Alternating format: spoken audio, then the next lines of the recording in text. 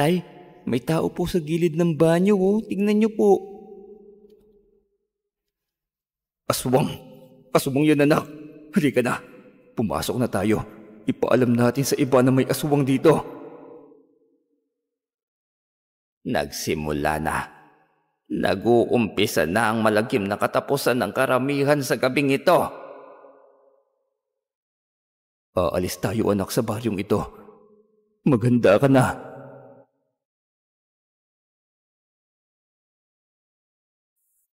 Bago po natin simulan ang kwento nais ko lamang pong humingi ng like at comment sa inyo. At sa mga bago naman po pakipindot na lamang po yung subscribe button para lagi po kayong updated sa mga bago nating kwento. At sa mga mahihilig naman po dyan sa chili garlic, meron nga palang produkto yung ating channel. Mabisa rin po itong panlaban sa mga aswang. Siyempre bawang din po ito. Maraming bawang at maraming sili. Kaya sigurado na matatakot yung mga aswang. Lalo na yung mga makikikain sa inyo aswang pala. Ito yung ilagay nyo sa plato, tingnan ko lang. Yun lamang po. Simulan na natin ang kwento. Taong 1975. 12 taong gulang pa lamang ako noon nang makarating kami ni tatay at nanay sa Baryo Maasin.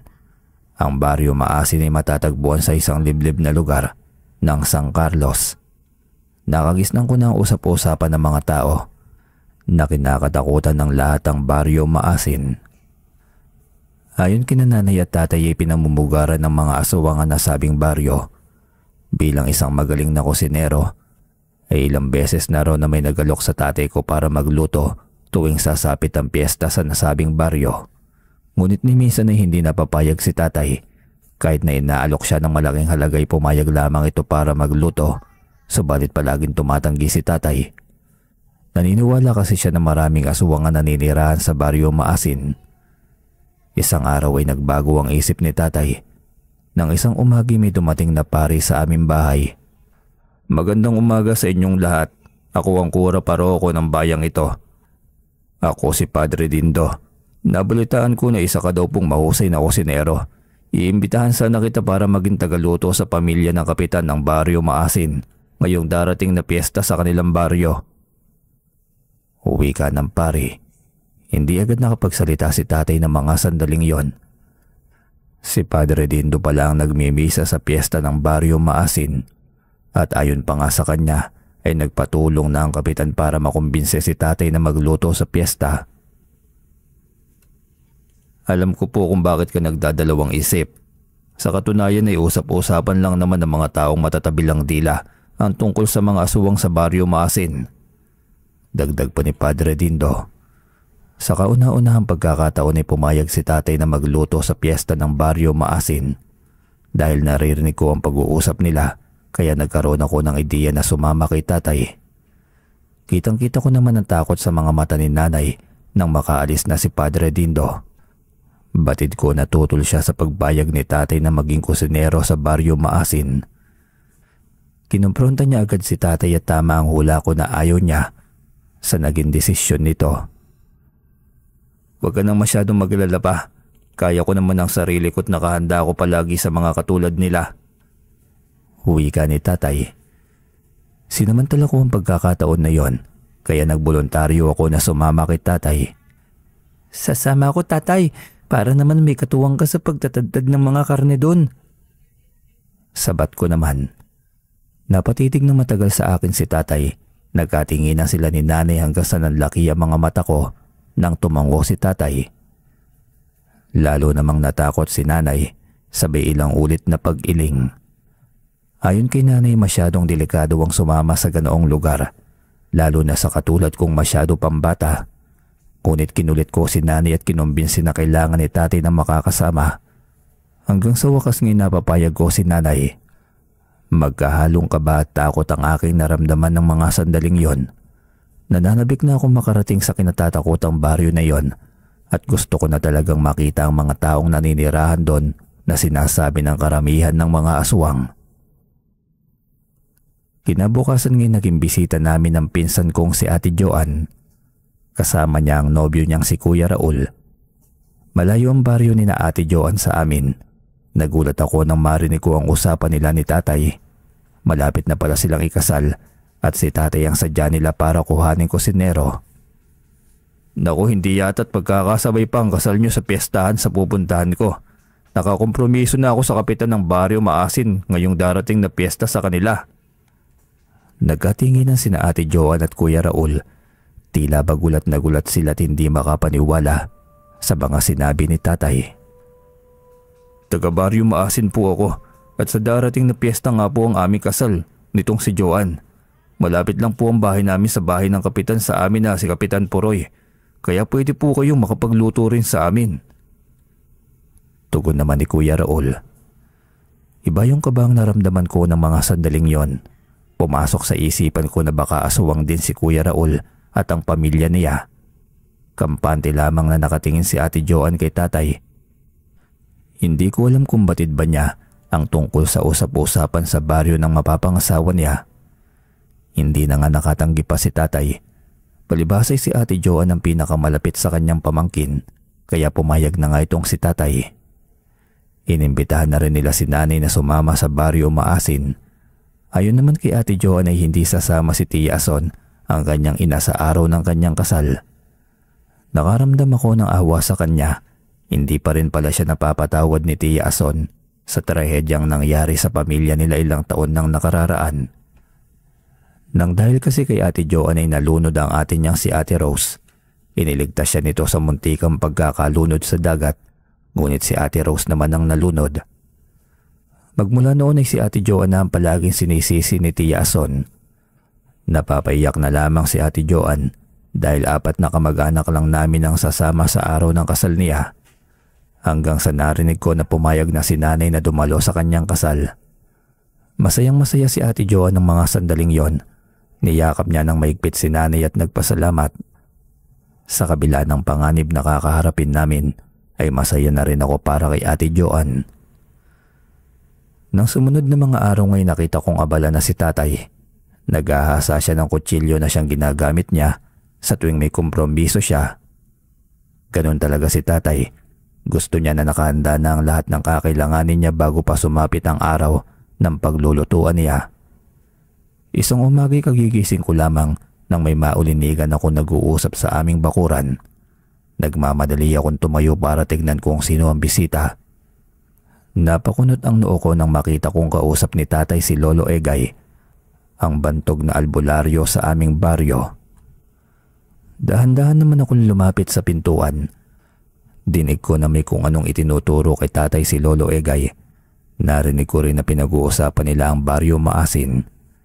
Nang makaalis si Lolo Egay at nagmamadali naman pumunta sa likod ng bahay si tatay.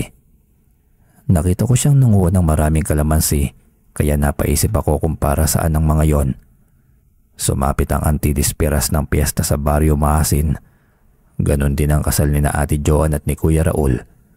Umaga pa lamang ay naihanda na ni nanay ang lahat ng aming dadalhin. Hapon ng araw ding yon ay pupunta na kami sa baryo Maasin. Kayong dalawa, huwag niyong kakalimutan ang mga binilin ko kapag nasa baryo Maasin na tayo at sa mismong araw ng kasal ni Joan. Kinakailangan na maging maingat at mapagmatsyag tayo sa mga makakausap at mag-aalok sa inyo ng pagkain. Bilin pa ni tatay. Mula sa amin ay sumakay kami ng tricycle papunta sa baryo Maasin. 5:00 na ng hapon nang makarating kami sa bungad ng baryo. Mag-iingat po kayo sa baryong yan. Marami ang nagsasabi na karamihan ng mga nakatira dyan ay mga aswang. Pagbabanta pa ng driver. Tumango naman si tatay at nagpasalamat. Pinaharurot kaagad ng driver ang tricycle niya. Animoy takot na takot siyang maabutan ng takip silim sa daanan. Naglalakad na nga kami papasok sa baryo nang biglang may sumulpot na isang matandang lalaki sa aming likuran. Magandang hapon sa inyo. Ito bang unang beses na makakapasok kayo sa baryong yan? Baka pwede akong makisabay sa inyo. Balita ko'y magpepiesta kaya sinubukan kong pumunta. Sa katunayan ay ngayon pa lamang kasi ako makakapasok dyan. Huwi ka pa ng matanda. Nagpakilala bilang Lolo Manuling, ang matandang lalaki. Ayon pa sa kanya ay taga-ibang bayan siya. Nais lamang daw niyang makarating at makipiesta sa bantog na baryo ng Maasin. Inalalayan ni tatay ang matandang lalaki sa paglalakad.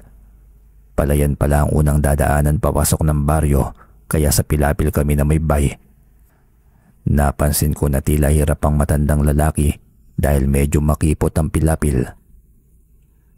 Ako na pong hahawak kay lolo, mauna na po kayong maglakad ni nanay. Uwika ko na lamang kay tatay. Napakunot ako ng noot na tigilan nang nahawakan ko ang palad ng matandang lalaki. Malamig ito na para bang humawak ka ng yelo. Hindi ko alam kung napansin din ba yun ni tatay. Siya kasi ang unang umalalay sa matanda sa paglalakad. Hanggang sa una naming nakitang bahay ay isang kubo. May bakod na kawayan sa paligid nito at kapansin-pansin ang tambak ng mga kawayan sa bakuran ng kubo. Ganon din ang mga tuyong kahoy na panggatong. Sino ang hinahanap ninyo? Ngayon ko lang kayo nakita kaya alam kong unang punta nyo pa lamang dito sa aming baryo. Boses ng matandang lalaki. Nalingunan ko ang isang matandang lalaki na may mahabang buhok. Bukod sa mahaba ang buhok nito ay may kahabaan din ang mga kuko niya. Huminto sa paghakbang si tatay at kinausap naman ang matanda. Itinuturo ng matandang lalaki kung saan makikita ang bahay ng kapitan. Napansin ko na panay ang titig nito kay Lolo Manuling. Samantalang nananatiling tahimik lamang ito't nakikinig sa usapan ni tatay at ng matandang lalaki. Sa wakas ay narating na din namin ang loob ng baryo. Sa bungad pa lamang ay pinagtitinginan na kami ng mga taga roon. Naiilang ako't kinakabahan. Matatalim kasi ang mga tingin sa amin ng ibang taong nakakakita sa amin o nakakasalubong namin. Tiyo Karding, Tia Mila, mabuti nandito na po kayo.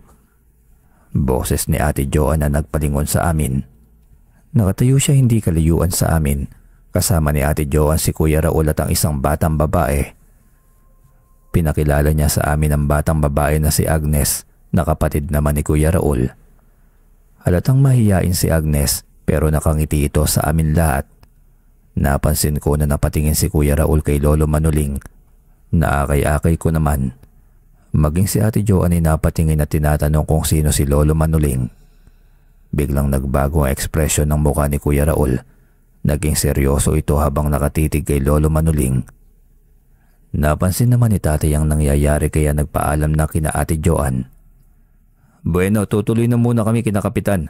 Pwede ba ninyong ituro sa amin kung saan banda ang bahay niya? Tanong ni tatay. Hinihatid kami ni Kuya Raul sa bahay ng Kapitan. Bukod tanging malaki ang bahay nito kumpara sa ibang residente. Napapaligiran din ng nagagandahang bulaklak ang bakuran ng bahay ni Kapitan. Isang lalaking hula ko'y nasa 50 pataas ang edad ang bumungad sa amin doon. Maitim ito at kulot ang buhok. May katabaan at maliit lamang na lalaki. Magandang hapon po, ako si Karding, ang kusinerong nakausap ni Padre. Huwi ka ni tatay.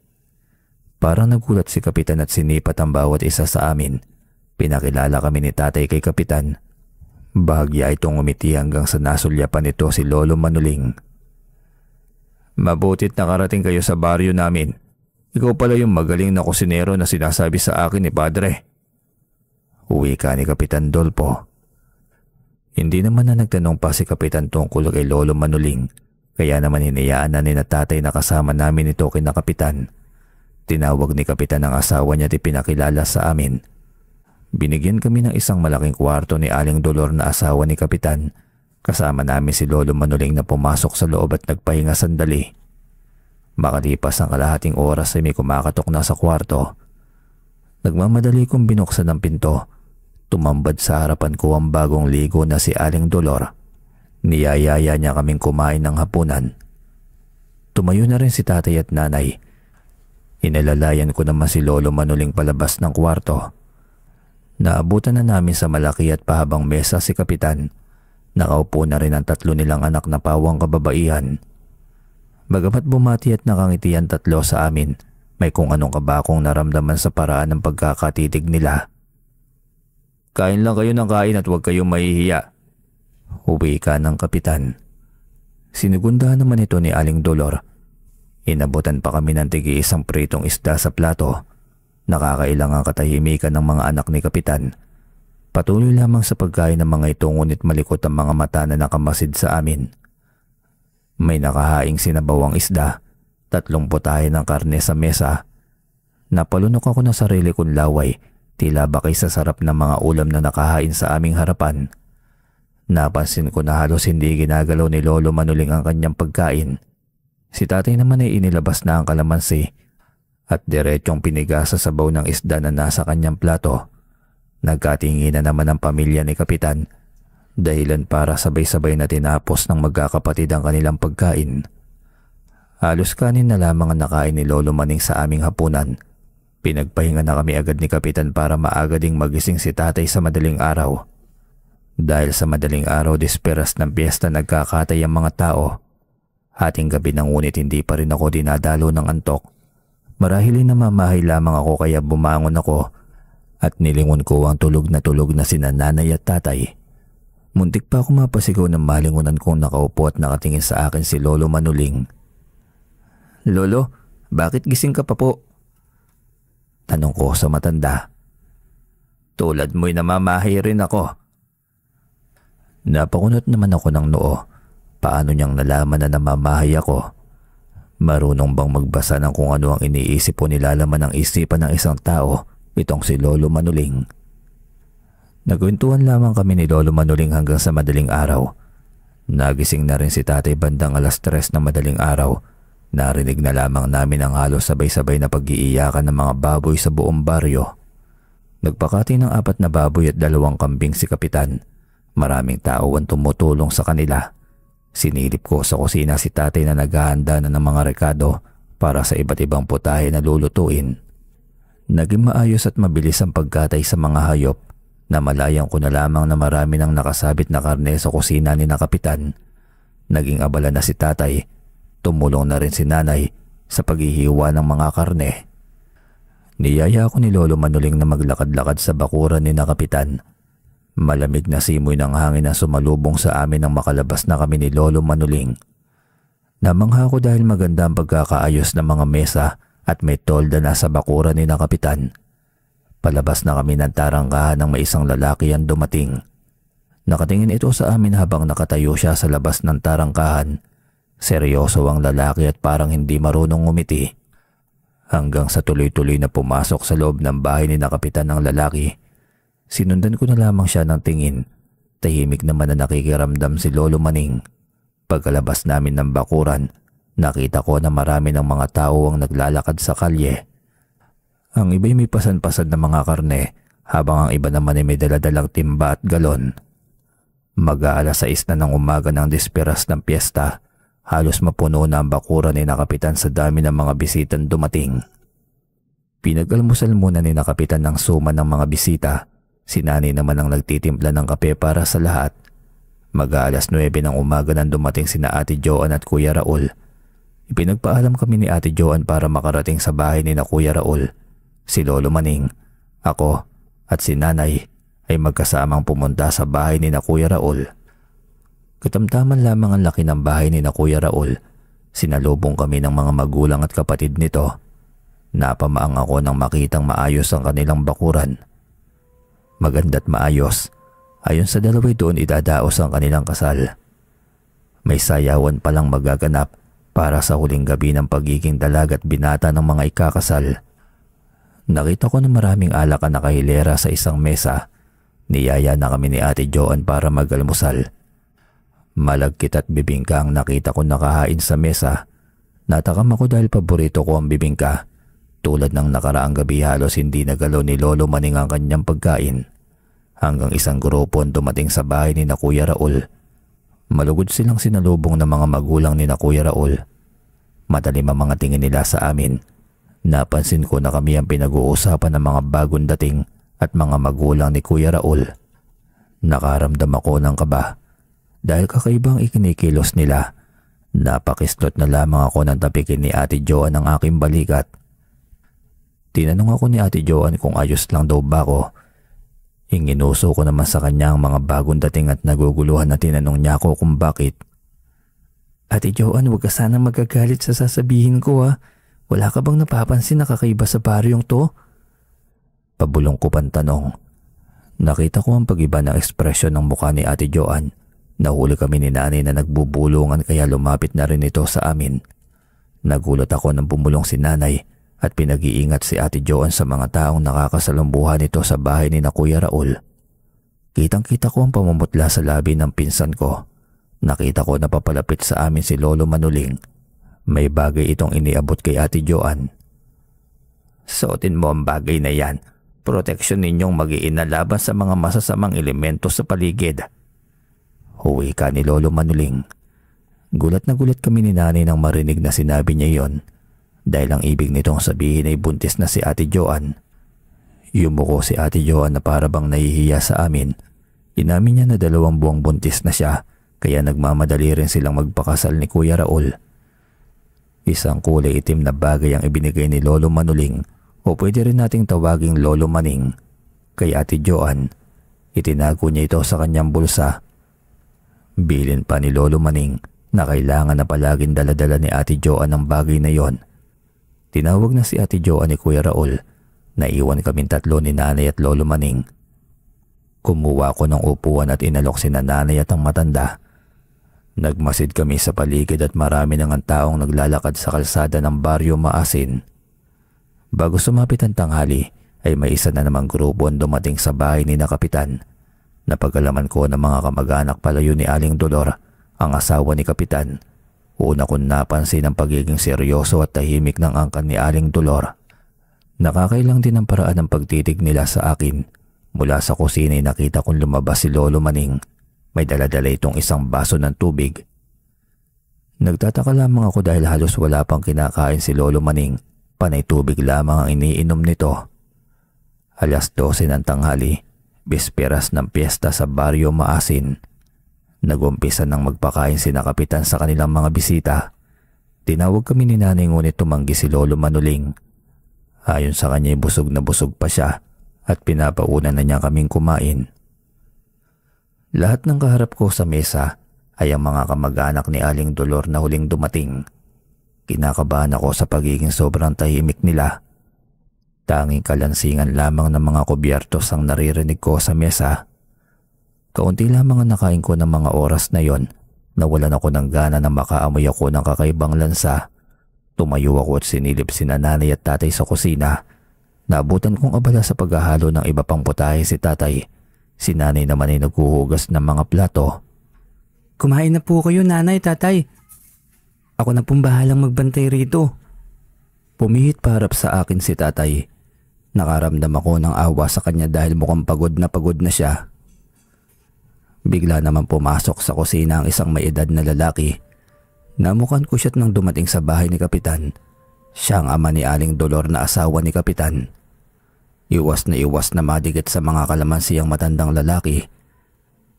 Naglumikot ng mga katabi ni tatay at sinusundan ng galaw ng matandang lalaki na kumuha ng isang platito.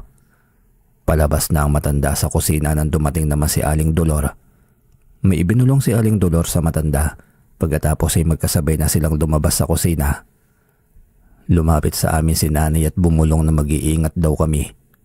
Dahil may mga napapansin daw siyang kakatuwang bagay sa lahat ng mga taong nasa bahay ni Kapitan. Nang lumabas ako sa bakuran ay biglang nawala sa upuan si Lolo Manuling. Hinanap ko siya sa loob ng bahay hanggang sa nalibot ko na ang buong bahay ngunit hindi ko siya makita. Nagmamadali kong sinabi kina nanay at tatay ang pagkawala ni Lolo Maning at maging sila'y nag-aalala na rin. Napansin kami ni Kapitan dahil sa paglabas-pasok namin sa bahay at kusina. Nang sabihin namin na nawawala si Lolo Maning ay bigla itong natigilan at tumingin sa kanyang asawa na si Aling Dolor. Baka mamamasyal lamang siya sa baryo. Huwag na kayong mag-alala. Ipapahanap ko siya sa mga tanod. Huwi ka ni Kapitan. Kahit papaano na panatag ang loob ko ng mga sandaling yon. Nalingunan ko ang isang kamag-anak ni Aling Dolor na matalim na nakatingin sa amin. Binaba ko ang paningin ko dahil ang lalaking nakatingin sa amin ay biglang nanlisik ang mga mata sa aking paningin. Tumakbo ko papasok ng kwarto kung saan kami pinatuloy ni Kapitan. Pakiramdam ko ay napakasikip ng bahay na yon. Kahit malaki ito at malawak ang bakuran, paano ba naman kasi kahit saang sulok ka tumingin ay mayroong kamag-anak si Aling Dolor na tahimik na nagmamasid sa mga bisita. Ano bang dahilan, ba't ka nagmamadali, apo? Uwi ka ni Lolo Manuling. Gulat na gulat ako na madatnan ko siyang nakaupo sa loob ng kwarto. Saan ka po nagpunta, Lolo? Kanina ka pa namin hinahanap eh. Nandito lang naman ako sa loob, apo. Medyo sumama kasi ang pakiramdam ko kanina kaya nagpahinga na muna ako. Hindi ko alam kung ano ang iisipin ko ng mga sandaling yon. Sigurado ako na wala siya sa kwarto kanina na naghahanap kami. Dahil nakailang balik ako doon. Pinaupo ako ni Lolo sa isang bangko at kinausap ng masinsinan. Ayon kay Lolo'y nasa peligro ang buhay namin at maging ang mga dayuhan na nakipiesta sa baryo Maasin. Hindi ko lubos maunawaan ang ibig niyang sabihin kaya tinanong ko siya ng mabuti kung ano ang ibig nitong sabihin. Makinig ka, apo. Ilan sa mga miyembro ng pamilya ng kapitan ay mga aswang at ang mga tao sa baryong ito ay pawang mga aswang din. Huwi ka ni Lolo Maning. Hindi ako makapaniwala sa sinabi nito, bagamat may mga nakikita din akong kakatuwa sa mga taong naroon. Idagdag pa ang sinabi rin sa akin ni Nanay na may kakaiba nga sa mga residente sa baryo Maasin. Lalo akong napaisip dahil napuna ko rin na ang mga kamag-anak ni Aling Dolor na asawa ni Kapitan ay sila halos ang nakikihalubilo sa ibang mga bisita. Palagi lamang silang nasa isang tabi o di kaya'y nag-uumpukan habang tahimik na nagmamasid sa ibang mga bisita. Habang nagsasalita si Lolo Maning, natuon ang pansin ko sa kanyang maamong muka. Wala pala siyang kanal sa pagitan ng ilong at labi. Palihim ko siyang inobserbahan at ramdam ko na hindi lamang ang mga taga-baryo at pamilya ni Kapitan ng kakaiba.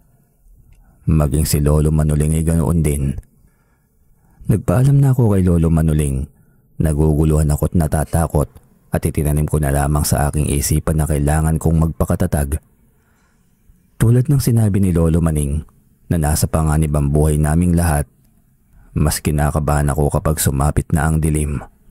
Dahil ayon kay Lolo Maning, tuwing bisperas ng gabi sa baryong yon, nagaganap ang tunay na piyesta ng mga aswang. Hanggang sa nakita ko nga na nagmamadaling lumabas ng bahay ang isang pamangkin ni Aling Dolor.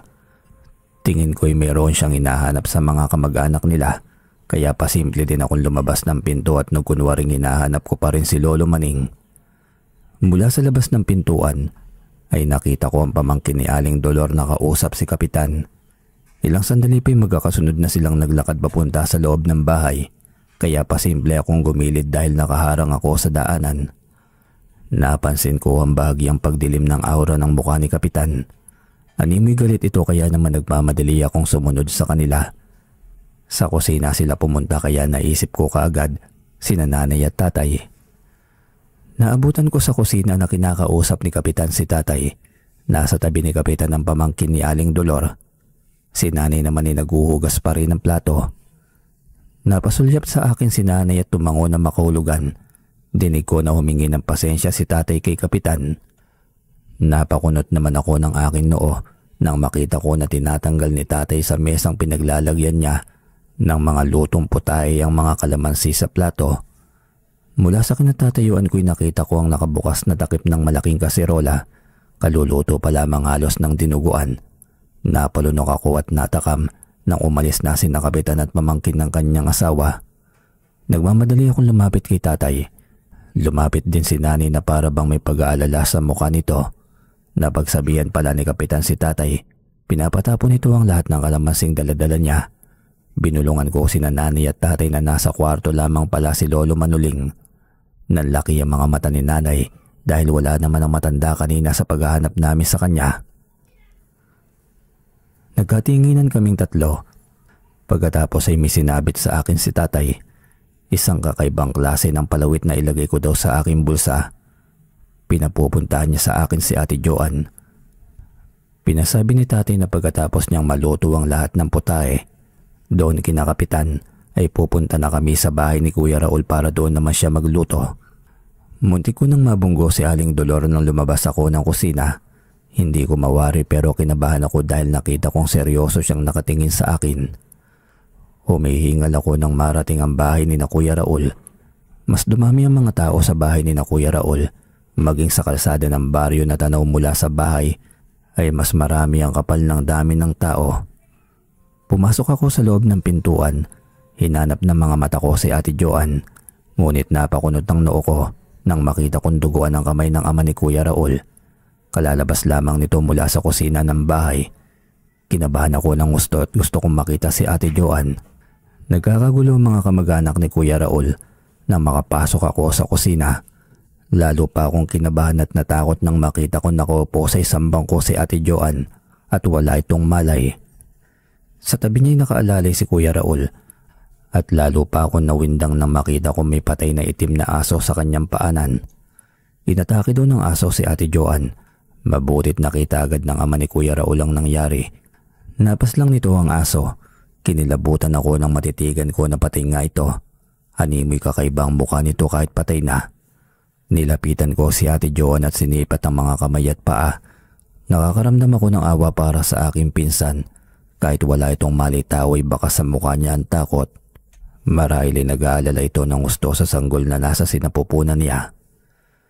Samantala, sinabi ko naman kay Kuya Raul ang pinapasabi ni tatay. Tiyak na mag-aalala ng gusto si nanay at tatay sa oras na malaman nila ang nangyari.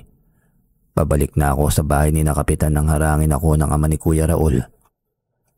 Totoy, naroon pa ba sa bahay ni Kapitan ang kasama niyong matandang lalaki? Opo, nandun pa si Lolo Manuling sa bahay ni Kapitan. Bakit po, may problema po ba sa kanya? Wala naman. Nabanggit lang sa akin ni Kapitan kanina na nawawala ang araw ang matanda. Mag-iingat kayo sa matanda na yon. Huwi ka ng ama ni Kuya Raul. Hindi ko maunawaan ang ibig iparating nito sa akin. Napansin ko rin na hindi mapakali ang mga kamag-anak nila. Bagamat hindi sila nagsasalita pero mahalata sa kanilang mga kilos na para ba silang aligaga. Hindi na muna ako bumalik pa sa bahay ni Kapitan. Hinintay ko na magkamali muna si Ate Joanne bago bumalik sa bahay ni Kapitan. Hindi ko maintindihan ang aking sarili. Pero ayoko mawala sa paningin ko ang aking pinsan. Wala akong tiwala sa mga kamag-anak ni Kuya Raul. Sa wakas nga'y nakita ko na unti-unti nang nagkakamali si Ate Joanne. Nilapitan ko agad siya at kinamusta ang pakiramdam niya. Ngumiti naman siya sa akin at biglang lumuha. Para namang nataranta si Kuya Raul nang makitang umiiyak si ate. Huwag ka nang umiyak ate, bukas na ang kasal mo. Mabuti na lang at hindi ka nakagat ng aso. Mamaya nandito na si nanay at tatay. Kumalma naman si Ate Joanne. Niyaya niya ako sa labas ng bakuran ng bahay ni Kuya Raul. Naupo kaming dalawa sa mahabang upuan at pinagmamasdan ng mga taong naglalakad sa kalsada. Inamin sa akin ni Ate Joanne na natatakot siya. Pabulong lamang siyang nagsalita dahil nakamasid ang mga kamag-anak ni Kuya Raul. Ayon sa kanya may hinala na raw siya sa tunay na pagkatao ng pamilya ni Kuya Raul. Bigla ako nakaramdam ng kilabot sa buo kong katawan. Bulong pa ni Ate Joanne na walang ginawa mga kamag-anak ni Kuya Raul nang muntik na siyang sakmalin ng aso. May hinala din siya na hindi pangkaraniwang aso ang pinaslang ng kanyang magiging biyanan. Mula sa kanyang bulsa inilabas ni Ate Joanne ang bagay na ibinigay sa kanya ni Lolo Manuling. Nagpasalamat siya sa bagay na yon. Batid niya na yun ang dahilan kung bakit naiwasan niyang masakmal ng aso. Sa patuloy na pagkukwento ni Ate Joanne sa akin, napag-alaman niya na dayo lamang pala sa baryo ng maasin ng pamilya ni Kuya Raul. Halos 2 taon pa lamang silang naninirahan sa baryo. Taliwas sa sinasabi sa kanya ni Kuya Raul na matagal na silang naninirahan doon.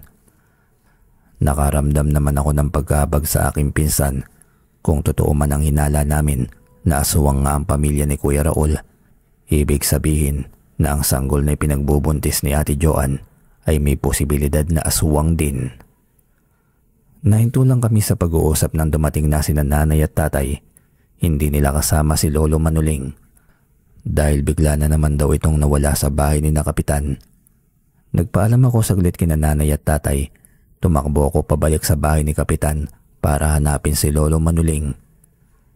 Ayoko maiwan sa bahay na yun si Lolo dahil alam ko na delikado din ang kanyang buhay. Ngunit nalibot ko na ang loob at labas ng bahay ni Kapitan. Ni anino ni Lolo Manuling ay hindi ko nakita. Yung kasama niyong matanda bang hinahanap mo? Tanong ni Kapitan. Nakatayo siya sa likuran ko at madilim ang aura ng muka. Opo, Kapitan. Si Lolo Manuling nga po yung hinahanap ko. Lumapit na ng tuluyan sa akin si Kapitan. Tinanong niya kung paano namin nakilala si Lolo Manuling. Dahil sa takot ay sinabi ko ang totoo na sa daan lang namin nakilala ang matanda. Lalo pang dumilim ang aura ng mukha ni Kapitan. Nahulog ito sa malalim na pag-iisip. Kapag nakita mo siya o kapag nagpakita ulit siya sa iyo, ipaalam mo agad sa akin na. Huwi ka ni Kapitan. Alam ko na pinagdududahan na rin niya ang pagkatao ni Lolo Maning. Hindi ko naman siya masisisi dahil kahit ako mismo ay naiubagaan sa kanya. Pagkatapos noon ay nagpaalam na nga ako kay Kapitan para bumalik sa bahay ni na Kuya Raul. Nag-alala naman si nanay at tatay nang bumalik akong mag-isa. Nakita ko rin si Ate Joan na humihigop ng mainit na sabaw. Kinawayan niya ako kaya mabilis akong lumapit sa kanya. Niyaya ako ni Ate Joan na samahan ko siya sa kanilang kwarto. Sinarado niya ang pintuan at wala pa si Kuya Raul. Bumaba raw ito sa bayan at may biniling mahalagang sangkap na lulutuin. Napunta ang kwentuhan namin sa kung paano ba niya nakilala si Kuya Raul. Batay sa kwento ni Ate Joan, nakabungguan niya sa bayan si Kuya Raul nang minsan siyang inutosang bumili ng gamot ng kanyang ina. Saglit silang nagkausap at nagpakilala sa kanya si Kuya Raul. Magmula noon ay palagi na silang nagkikita sa bayan. Sa paglipas ng mga araw na palagi silang magkasama ay nahulog na rin ang loob niya kay Kuya Raul. Hindi na niya pinahirapan pa ito nang manligaw na ito'y agad niyang sinagot. Ilang buwan pa lamang mula nang sagutin ni Ate Joan si Kuya Raul nang bigla siya nitong inalok ng kasal. Noong una inaakala niyang nagbibiro lamang ito, ngunit sa huli naging masigasig ito at nakailang ulit na siyang inaalok ng kasal. Dahil sa hindi magandang sitwasyon ni Ate Joan sa kanyang pamilya, lalo na sa kanyang inay, pumayag siya na magpakasal kay Kuya Raul. Noong unang beses na dinala siya sa bahay ni na Kuya Raul para ipakilala sa pamilya nito'y maayos naman daw ang lahat. Mababait at magigiliw kay Ate Joan ang mga magulang nito. Sabi pa nga raw na magiging biyanan niyang babae ay napakaswerte ni Ate Joan na siya ang napiling pakasalan ni Kuya Raul. Ngunit sa ikalawang pagkakataon na isinama siyang muli ni Kuya Raul sa bahay nito ay may isang pangyayari na nagbigay ng kaba kay Ate Joan. Masama ang naging kutob ni Ate Joan dahil nakita niya na sama-samang nagkulong sa kwarto ang mga magulang ni Kuya Raul at buong pamilya. Naiwan siya sa sala at naghintay ng kulang-kulang 1 oras bago muling lumabas ang pamilya. Sa kauna-unahang pagkakataon ay natulog si Ate Joan sa bahay ni na Kuya Raul. Sa loob ng maghapon at magdamag ay marami na siyang napuna na kakaiba. Tahimik lamang na nag-obserba si Ate Joan. Maging ang pagkawala sa higaan ni Kuya Raul, pagsapit ng hating gabi ay naging palaisipan din sa kanya. Kinabukasan habang nag-aalmusal sila ay nagpaalam na sa mga magulang nila ang isang kapatid na lalaki ni Kuya Raul na si Fredo. Dadalo umano ito sa kaarawan ng kaklase nito sa bayan. Ayon kay Fredo na siguradong gagabihin na siya ng uwi. Nagpaalam na rin si Ate Joan kay Kuya Raul na kailangan na niyang umuwi. Ngunit hindi pumayag si Kuya Raul dahil gusto pa raw siya nitong makasama kahit 1 araw pa. Kinagabihan nga ng araw ding yon, 7:00 ng gabi nang magpaalam si Kuya Raul kay Ate Joan na may pupuntahan lamang. Bagamat natatakot dahil may iiwang mag-isa sa kwarto, ay wala na ring nagawa pa si Ate Joan. Makalipas ang 2 oras magmula nang umalis si Kuya Raul, ay hindi pa rin ito bumabalik. Napakistot si Ate Joan sa kanyang kinauupuan nang makarinig ng katok sa pintuan. Bumungad sa kanyang nakangiting nani ni Kuya Raul. May iniabot itong 1 mangkok na puno ng sinabawang karne. Bagong luto lamang ito dahil umuusok pa. Hindi maintindihan ni Ate Joan ang kanyang sarili. Natatakam siya sa karne ngunit parang may pumipigil sa kanyang tikman ito. Inilagay lamang niya sa 1 bangko ang mangkok at sinilip sa bintana ng kwarto ang labas ng bahay. Napakadilim na sa labas ng bahay pero nagtataka si Ate Joan kung bakit hindi pa rin bumabalik si Kuya Raul. Tumayo si Ate Joan sa may bintana. Napakatahimik na ng buong baryo. Naglalakad siya sa loob ng kwarto at nagparot parito na siya dahil samot-sari na ang kanyang naiisip. Nakapagpadagdag pa sa isipin ni Ate Joan, maging si Fredo na kapatid ng kanyang kasintahan ay hindi pa rin nakakauwi. Isinarado na lamang ni ate ang maliit na bintana sa kwarto Saka siya naupo sa papag at matyagang naghintay. Makalipas ang halos 4 na oras ay narinig ni Ate Joan ang boses ni Kuya Raul. Tansya niya na nasa bakuran na ito ng bahay. Palabas na sana siya ng kwarto para salubungin si Kuya Raul nang marinig na may nag-uusap sa labas ng kwarto. Sinigurado mo ba na nakain niya ang karne? Boses ng ama ni Kuya Raul. Napakunot ng noo si Ate Joan at nagtaka sa naririnig. Alam niya na ang mga magulang ni Kuya Raul ang nasa labas ng pintuan ng kwarto. Dahan-dahan nang sumampa sa papag si Ate Joan, naiga siya at nagkumot. Nagpanggap siya na tulog na. Mabuti na lamang pala't hindi niya kinain ang karne sa mangkok na ibinigay ng nanay ni Kuya Raul. Itinapon niya yun sa labas ng bintana nang makita na may asong nakatayo sa labas ng bintana. Sunod na naramdaman ni Ate Joan ang pagpasok ni Kuya Raul sa kwarto. Biglang huminto sa paglalakad si Kuya Raul sa tapat ng papag. Pakiramdam ni Ate Joan ay lalabas na anumang oras sa dibdib niya. Ang kanyang puso sa labis na kabang nararamdaman. Hindi nga nagkamali si Ate Joan. Alam niya na tatabihan na siya ni Kuya Raul. Dahan-dahan niyang naramdaman ang paghila sa kanyang kumot, kaya nagkunwari siyang bumiling ng pwesto patalikod kay Kuya Raul. Hindi na natuloy pa ang ginagawa ni Kuya Raul. Sumunod na narinig ni Ate Joan ang mga yabag na papalapit mula sa labas ng kwarto. Napalingon ng tuluyan sa pintuan si Ate Joan nang marinig niyang lumabas ng kwarto si Kuya Raul. Ilang sandali pang nakiramdam si Ate Joan. At nang masiguro na wala ng tao sa labas ng kwarto, saka lamang siya bumangon at plano niyang sundan si Kuya Raul sa labas. Paglabas ng kwarto nito ay hinanap na niya si Kuya Raul. Nagtataka siya kung bakit parang napakatahimik ng buong bahay. Wala sa sala si Kuya Raul at wala rin sa kusina. Naisip niyang lumabas ng pintuan ng bahay, baka nagpahangin lamang, nang bigla namang makarinig si Ate Joan ng mga kakaibang boses na nagmumula sa labas ng bahay. Mas lalong lumakas ang kabog ng dibdib ni Ate Joan. Dahan-dahan niyang pinihit ang seradura ng pintuan.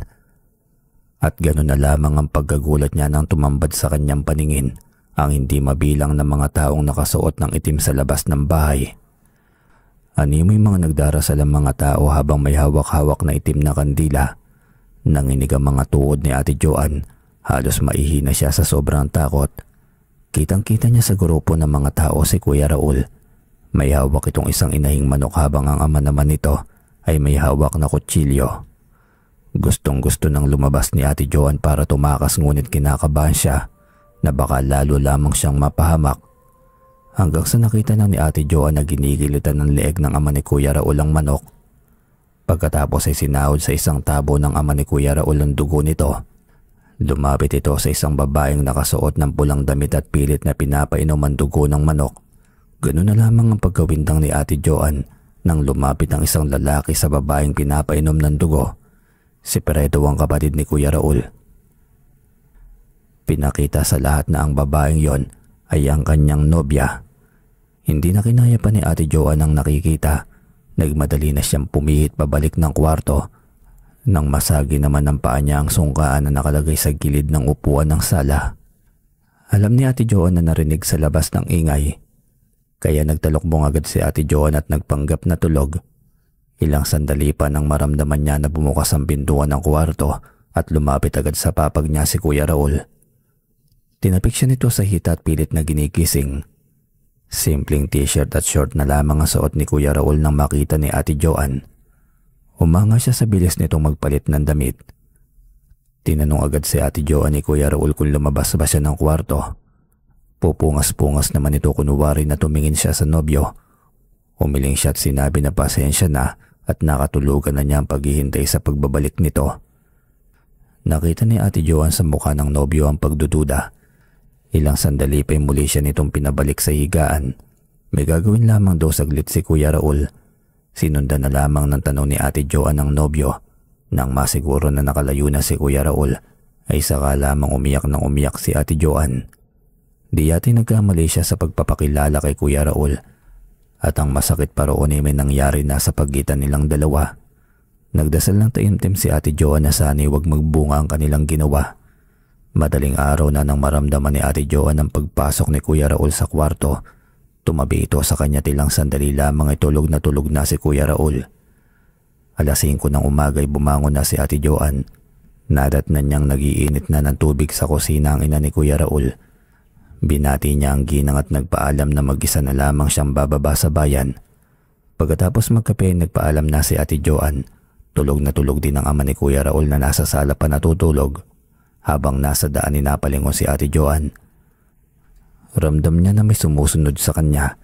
Nakahinga lamang siya ng maluwag nang makarating na sa ilog. Muling napaiyak si Ate Joan at nagpasalamat na ligtas siyang nakaalis sa bahay ni na Kuya Raul. Naalala niyang babaeng uminom ng dugo ng manok. Iniisip niya kung ano kaya ang nangyari sa babae na yon. Sa tagpong yun ng pagkukwento ni Ate Joan ay tuluyan na siyang napahagulgol. Bumalatay sa maganda niyang mukha ang takot nang maalala ang tagpo na yon. Nilapitan ko si Ate Joan at niyakap ito ng mahigpit. Ate, may pagkakataon ka pa para iurong ang kasal niyo ni Kuya Raul. Lalo pang humagulgol si Ate Joan. Itinuturo niya sa akin ang kanyang tiyan. Hindi ko naman siya masisi kung ayaw niyang iurong ang kasal dahil may magiging anak na sila ni Kuya Raul. Abala pa rin ang mga tao sa labas nang lumabas ako ng kwarto ni Ate Joan. Nagulat ako nang makita ko nakatayo mula sa pintuan ng kusina ang nanay ni Kuya Raul habang nakatingin sa akin ng seryoso. Naisip ko na baka narinig nito ang naging pag-uusap namin. Paalis na ako para lumabas ng harangan niya ako. Pinagbantaan ako ng nanay ni Kuya Raul na wag kong tatangkain na ilayo sa kanila si Ate Joan. Hindi ko magawa magsalita ng mga sandaling yon. Matinding takot ang lumukob sa buo kong katawan. Tulungan mo ang pinsan mo sapagkat ngayong gabi ay dadanak ang dugo sa baryong ito. Nalingunan ko si Lolo Maning na nakatayo sa may tarangkahan. Gulong-gulo na ako sa mga nangyayari hanggang sa nakita kong papalapit sa kinatatayuan ko si Kuya Raul. Sino bang kinakausap mo? Tanong niya. Nagulat ako sa tanong na yun ni Kuya Raul.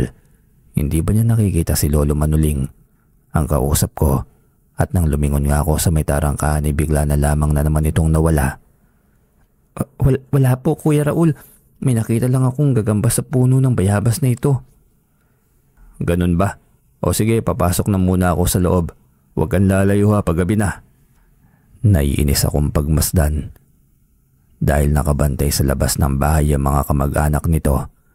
Tulad ng sinabi ni Lolo Maning, may pakiramdam ako na may hindi magandang mangyayari sa gabing yon. Nang pumasok ako sa loob ng bahay ay may bisitang kumakain na sa mesa.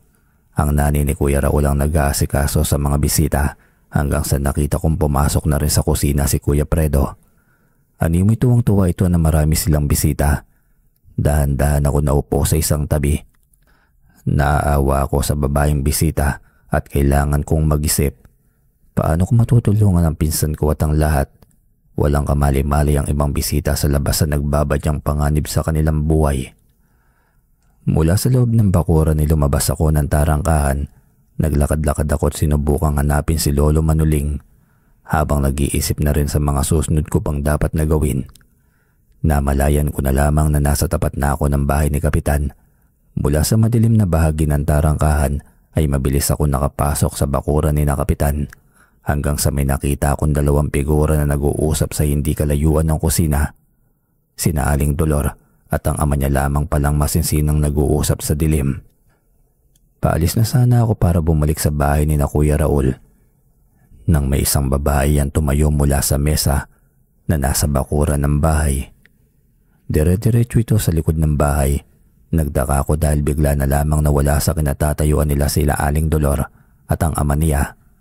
Naghintay pa ako ng ilang sandali ngunit hindi pa rin nakabalik ang babae. Kaya umalis na ako sa lugar na yon. Alas 9 ng gabi, dumagsa pa ang mga tao sa bahay ni na Kuya Raul. Maraming namimiestahan dumating na ang habol ay matikman ng dinuguan. Dahil tapos na sa pagluluto si tatay, ay bumalik na ulit kami sa bahay ni na Kapitan. Hinanap agad ni tatay si Lolo Manuling ngunit wala ito sa bahay ni na Kapitan. Naabutan namin na may isang kawan na bagong salang sa likod ng bahay nito. Inutusan kami ni Kapitan na lutuin ang karne sa likod ng bahay. Napansin ko naman ang pagtataka sa mukha ni tatay. Marahil dahil sa mga bagong karne na may dugo-dugo pa, na nakalagay sa isang palangganang malaki. Saan naman kaya galing ang karne na ito?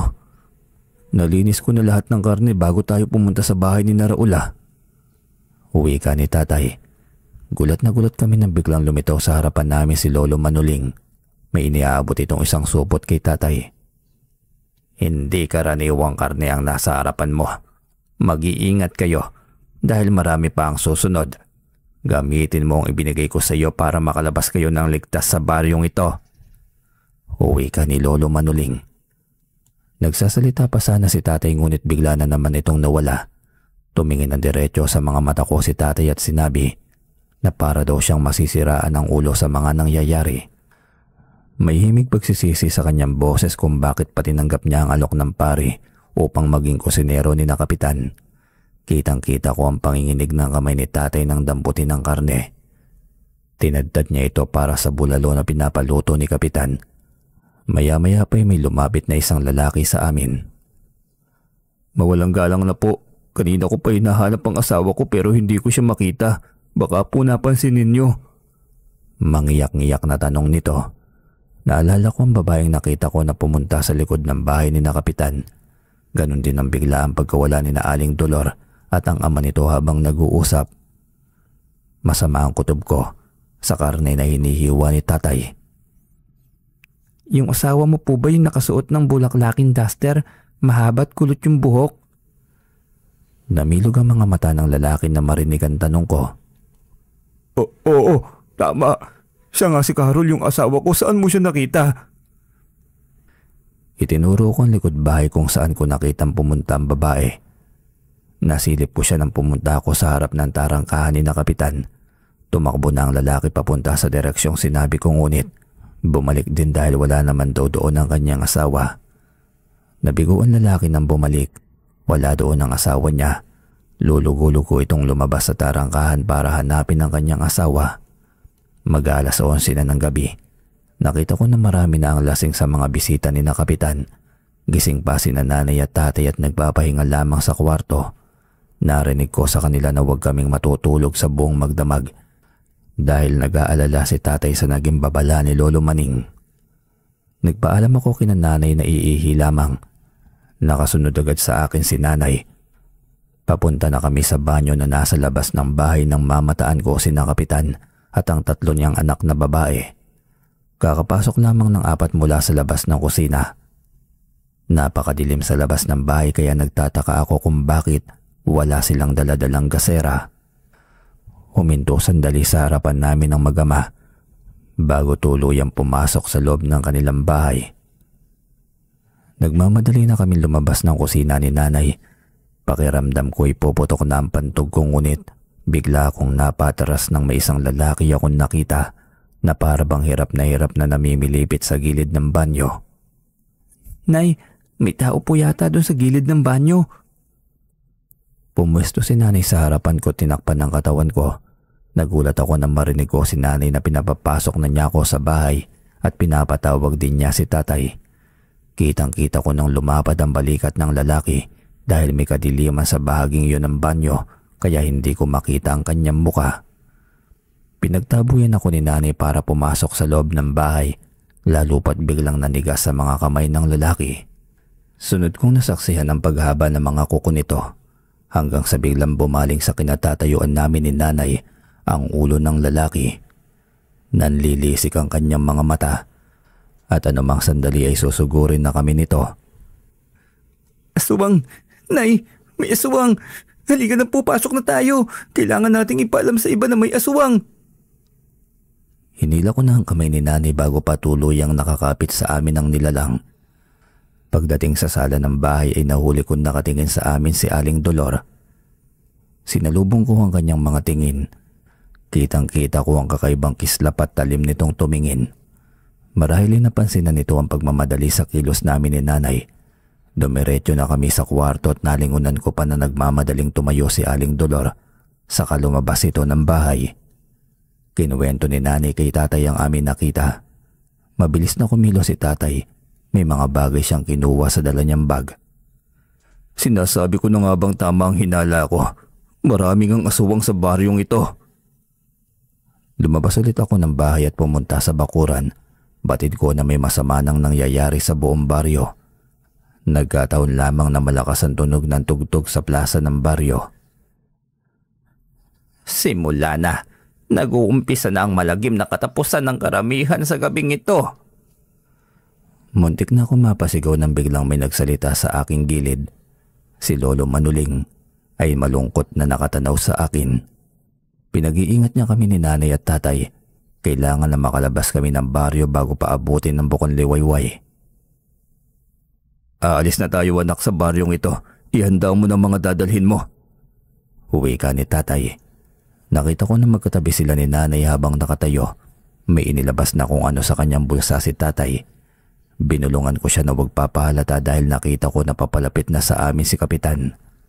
Magsasalita pa lamang si Kapitan nang makarinig na kami ng malalakas na sigawan mula sa labas ng tarangkahan.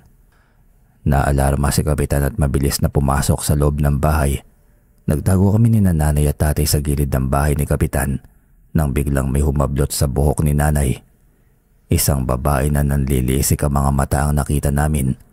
Kitang-kita ko mahaba nitong kuko at matutulis ng ngipin na nakalabas na may balak na sakmalin si nanay. Nakipambuno si tatay sa aswang hanggang sa makawala si nanay sa kamay nito. Inundayan ni tatay na magkakasunod na suntok sa sikmura ang nilalang. Tumakbo na kami papunta sa bakod na kawayan ngunit may dalawang aswang ang humarang sa aming unahan. Nabukaan ko ang isang lalaki. Siya ang pamangkin ni Aling Dolor. Sindak na sindak si nanay dahil tumutulo na ang malapot na laway ng dalawang nilalang. Langhap din namin ng pagkakalansa nitong mga amoy. Hanggang dalawang aswang pang lumabas mula sa kusina. Naisip ko na katapusan na namin ni nanay at tatay. May mga bisita na rin sa loob at labas ng bahay ni Kapitan na nagtatakbuhan. Hindi ko alam kung makakatakas pa ba kami sa dami ng aswang na nasa aming paligid. Pinaligiran na kami ng mga aswang. Umiiyak na si nanay sa sobrang takot. Hawak ang bagay na ibinigay ni Lolo Maning ay iwinasiwas ni tatay ito sa mga aswang. Pinaghampas ko ang mga aswang ng hawak kong kahoy. Bawat paghampas ko at pagtama sa katawan nila ay naririnig ko ang paghiyaw ng mga aswang. Hanggang sa lalo pang dumami ang mga aswang sa aming paligid. Mula sa kinatatayuan namin ay nakita namin na papalapit na si Kapitan. Gusto ko sanang humingi ng tulong sa kanya dahil alam ko na kamag-anak ng kanyang asawa na si Aling Dolor ang mga aswang na nakapalibot sa amin. Ngunit nanlaki ang mga mata ko nang unti-unti na rin nagpalit ng anyo si Kapitan. Nakita ko ang pagsilay ng mapanganib ng ngiti sa kanyang labi. Niyakap ako ni nanay at sinabi na kailangan kong mabuhay at makatakas. Sabay-sabay na lumapit sa amin ang angkan ni Kapitan. Plano talaga siguro nila kaming lapain at pagpiestahan ng mga katawan namin. Ipinikit ko na lamang ang aking mga mata. Kung mamamatay lang din naman sina nanay at tatay, mas mabuti pa na sama-sama na lamang kami. Ngunit bago pa nila kami malapay, may malakas na puwersa ang nagpatalsik sa lahat ng nilalang na naroon. Malalakas na sigawan ng mga aswang ang aking narinig. Hinanap ko kung sino ang tumutulong sa akin at bigla nang lumito sa harapan namin si Lolo Manuling.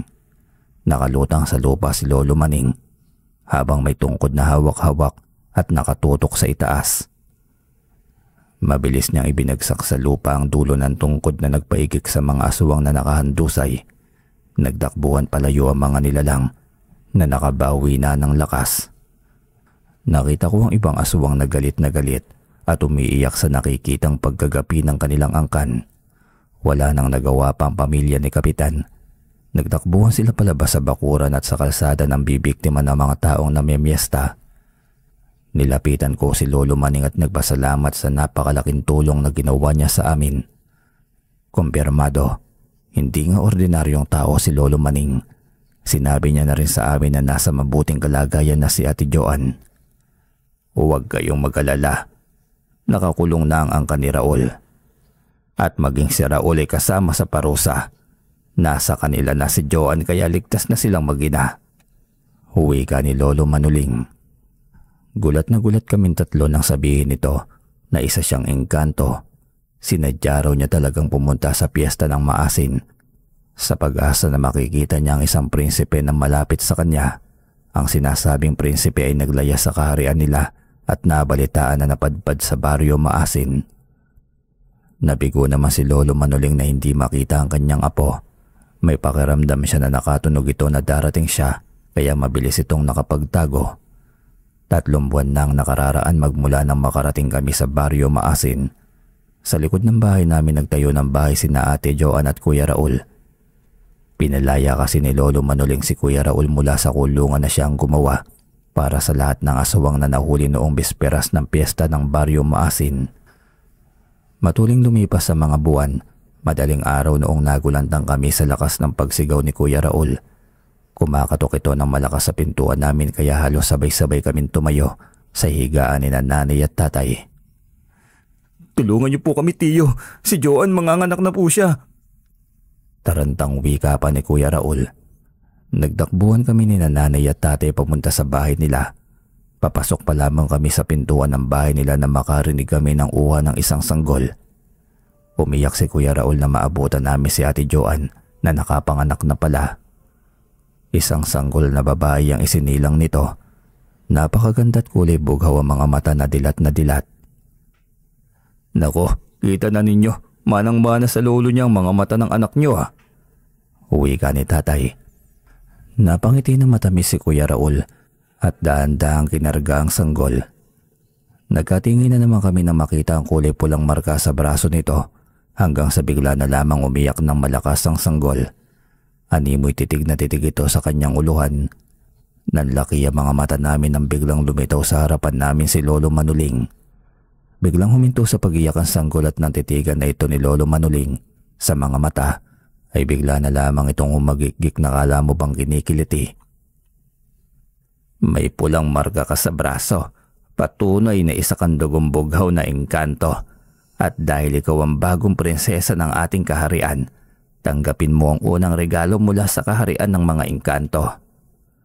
Uwi ka ni Lolo Manoling.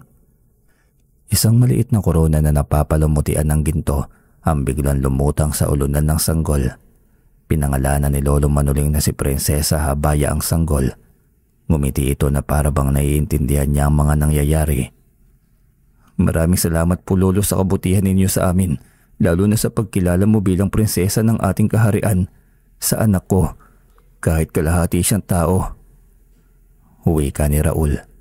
Napuno ng iyakan ng tagpong yun sa bahay ni na Ate Joan. Maging ako man ay napaluha dahil parang panaginip lamang ang nangyayari. Noong una inaakala namin na masama at aswang din si Kuya Raul katulad ng pamilyang umampon sa kanya. Wala palang alam ang pamilya ng aswang na kumupkop kay Kuya Raul na isa siyang engkanto. Tulad ni Lolo Manoling ay sa daan papasok ng Baryo Maasin din, nagpakita si Kuya Raul. Mula sa kasuotan ng isang prinsipe nagpalit siya ng lumang damit at nagpanggap na naligaw at walang maalala na kahit na ano sa kanyang pinagmulan. Nagkatampuhan sina Lolo Manoling na isa palang hari sa kanilang mundo at ang apo nito na tanging tagapagmana ng trono na si Prinsipe Owen ay naging Raul naman sa mundo ng mga tao. Bilang pagtanaw ng utang na loob sa pamilya ng aswang na kumupkop sa kanya, nakiusap siya kay Lolo Manoling na pakawalan ng mga ito mula sa kulungan na ginawa ni Lolo Manoling. Gamit ang kanyang kapangyarihan ay itinapon niya sa isang malayong isla na napapaligiran ng karagatan ang angkan ng mga ito. Sa islang yun ay wala silang mabibiktimang mga tao maliban sa mga hayop na naninirahan doon. Gusto din ni Lolo Manoling na matutong magbungkal ng lupa at magtanim ang mga aswang. Umaasa sila na hindi na muli pa makapambibiktima pa ang mga aswang. Ginamitan din ni Lolo Manoling ng kanyang kapangyarihan ng pagiging takot na takot ng mga aswang na tumawid ng dagat. Lumipas pa ang mga araw at taon, lumaki na rin ang pamangkin ko na napakaganda. Pinagkakaguluhan palagi ng mga tao ang anak ni na Ate Joan at Kuya Raul. Para daw kasing isang prinsesa si Baby Habaya. Ang hindi nila alam ay isa naman talagang prinsesa sa mundo ng mga engkanto ito. 5 taong gulang na si Habaya nang magpasya kami ni nanay at tatay na umuwi sa probinsya niya. Bagamat mahirap na umalis kami sa lugar na kinagisnan ko, ay napilitan kaming lumayas. Dahil umuwi kami sa probinsya ng Zamboanga, kung saan ay pinamana kay nanay ng kanyang mga magulang ang malawak na lupain. Magmula noon ay wala na kaming balita pa kung ano ang nangyari kina Ate Joan. Ilang beses ko na tinangka na magbakasyon sa kanila pero natataon naman na palagi kaming kapos sa pera.